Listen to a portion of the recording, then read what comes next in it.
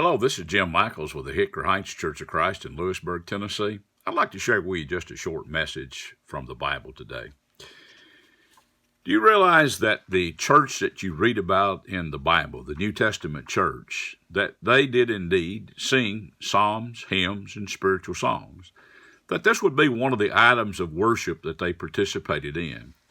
In the previous lessons, we've noticed giving, and we've also noticed the partaking of the Lord's Supper, which would be two other things that they participated in when they assembled together on the first day of the week and other days as well.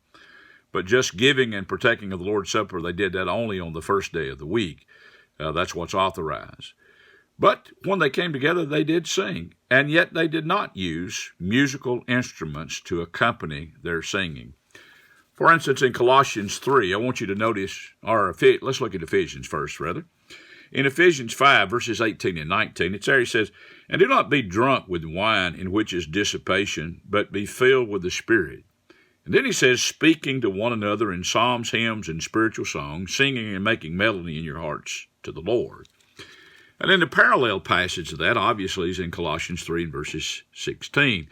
He said, "Let the word of Christ dwell in you richly in all wisdom, teaching and admonishing one another in psalms, hymns, and spiritual songs, singing with grace in your hearts to the Lord." And then verse 17, he said, "And whatever you do in word or in deed, do all in the name of the Lord Jesus, giving thanks to God the Father through him." So now we have the New Testament church meeting together, and one of the things that they did when they came together was that they would sing. They would sing psalms, hymns, and spiritual songs. He tells us the type of songs that they did indeed sing. But there was no instrumental music to accompany those songs. Actually, nowhere in the New Testament do you read of a New Testament church ever having musical instruments. So when you think about it, there's no command that's given in the Bible to have mechanical instruments of music.